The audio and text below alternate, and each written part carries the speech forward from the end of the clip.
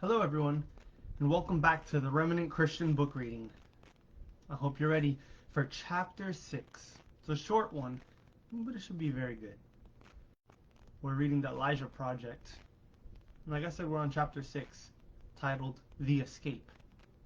Let's get right into it. The RV was a mess.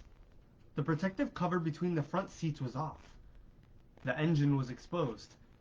And there were so many wires it looked like a spaghetti factory had exploded. "How's it coming?" Piper asked, holding their one and only flashlight. Cody looked up and gave her that killer smile of his. "Well, I think we've done as much damage as we can." "Actually," Willard cleared his throat, "we have stripped the wires from the accessories panel in the RV and are quite certain it will carry the low voltage emitting from my Helo-Hopper battery.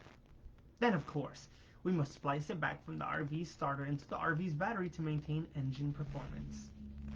Piper looked at Cody. Cody looked at Zach. Finally, Zach cleared his throat. Great. And once we're out of here, let's get something to eat. I'm starved." "You're always starved," Piper said. "Hey, I'm a growing boy." "We'll eat everything," Piper agreed. "Not everything." "What do you mean?" she asked. "Name me one thing you won't eat." Remember the macaroni and cheese you tried frying up in mustard and ketchup, Zach, and covered in horseradish? Piper felt her ears growing hot. "It was an experiment." "Tell that to Molly." "Who's Molly?" Willard asked. "Our dog," Zach explained. "Nobody would eat it, so we gave it to her." "What happened?" "We had to take her to the vet." "Zach," Piper repeated her warning. But her brother was on a roll and there was no stopping him. "To the emergency room." "Zach, please." She slowly looked over to Cody. "Where they had to pump her stomach so she wouldn't die." Zach broke out laughing. He could really crack himself up sometimes. Pepper would have joined in if she wasn't busy giving him one of her death ray stares. Until she spotted Cody looking at her. Until she suddenly changed it to a smile, trying to look all pleasant and polite. Unfortunately, the look on Cody's face said she failed on both accounts. After a lengthy pause that redefined the term awkward, Willard said, I have a half burger and some fries left over in my sweatshirt pocket." "Left over from what?" Zach asked. "Lunch." The group exchanged glances. Willard reached into his pocket and explained, "Waste not, want not." He pulled out the bag and handed it to Elijah, who sat in the closet. But instead of passing the bag over, Elijah held it a moment. In the dim light, it almost looked like he was moving his lips. Paying no attention, Zach grabbed the bag from him and opened it. "I don't care what you got. I could eat a..." He came to a stop. Cody looked over him. "You okay?" Zach stared into the bag but said nothing. "Yo, Zach." Finally, Zach spoke. "I thought you said there were only half a burger here." Before Willard could answer, Zach pulled out an entire hamburger. Then he reached in and pulled out another, and another. For the first time in his life, Zach was speechless. Pepper reached across the aisle and grabbed the bag. She stuck her hand inside and pulled out another burger. "I don't get it," Willard said. "Where did I get those?" Without a word, Piper passed the bag to Cody. Cody took it and pulled out 1, 2, 3 bags of French fries. No one said a word. Piper coughed nervously. Finally, she cleared her throat and asked, "So, anybody want to say grace?" Dad had wiggled out of the ropes and was helping Mom get free. "There you go," he said as he pulled her last rope away. He reached to her arm and gently helped her to her feet. You okay?" She nodded, rubbing her wrists. "You?" "Yeah." He moved across the room quickly and tried the door. Locked. No surprise there. Now what? Mom asked.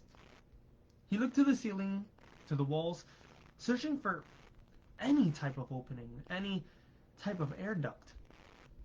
Nothing. Mom had moved to a shelf of stationary supplies. Maybe there's something here. He turned to her. Like what? I don't know, but we've got to do something. Without another word, he reached for the nearest box and started to tear it open. Without a word, she reached for the nearest box and started to tear it open. Dad crossed the room and joined her.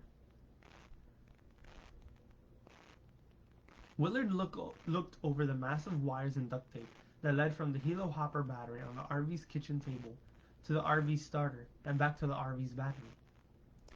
I believe we're ready for our first test. It better be a good one, Zack said as he pulled away from the window. 'Cause they're heading back this way. He turned to Piper and motioned for her to shut off the flashlight. She nodded, but it was too late. Outside, the heavier male voice asked, Did you see that? A light in the RV, The other man answered. Let's get him! The first cried. Louder, he shouted. We found them, Monica! They're in the RV! Get down! Zack motioned to everyone in the motorhome. Down! The door suddenly rattled. Zack had luckily had the good sense to lock it. Oh, a rock. one of the men shouted. Get that rock! There was a moment of silence. Then, a rock smashed the right door's window directly above Piper's head. Piper gave a stifled scream and everyone stopped breathing. The rock hit the window again and again until finally the glass exploded. Piper cried out as the glass rained all over her. A hand reached inside, trying to unlock the door. What do we do? Willard yelled. The only thing we can do! Zack shouted. He jumped behind the wheel of the RV. The hand had nearly found the lock. Without stopping to think, Piper pulled off her shoe and slammed the hand with it. The man yelped in pain as the hand disappeared. Zack tried the engine. It was a very faint whine, then nothing. Everyone groaned. The hand came back inside. Piper hit it again and again as hard as she could. But this time it remained. It must work! Willard exclaimed. Everything is in place.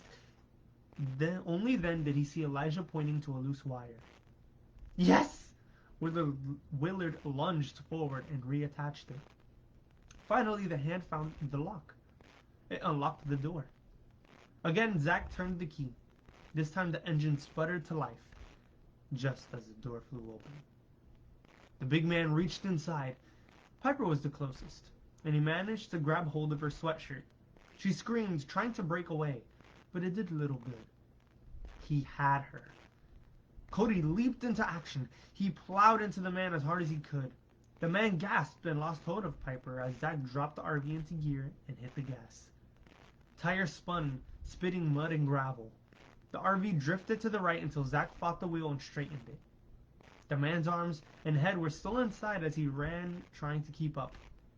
The side gate lay dead ahead. Zack pushed the pedal to the floor. Piper screamed as they crashed through the gate, stripping the man away while driving right over what was left of Willard's Helo Hopper. They bounced onto the street as Cody shut the door. Piper raced to the back and looked out the window. She saw the two men and the woman racing for their green van. They're coming after us! She yelled. Let 'em! Zack shouted as he looked in the rearview mirror. No way will they catch us! And that's the end of chapter 6. What do you think? A nice way to leave you on a cliffhanger. This was a really, really short video, but I hope you guys enjoyed it. Sorry for the couple of tongue twisters I had there, but I hope you enjoyed it. Leave in the comments, do you think they're gonna get away from the van? I don't know. I mean, an RV and a van. I think a van is pretty quick. I don't know. Well, I hope you guys have a great rest of your day or night. God bless you. Remember that Jesus loves you. Bye.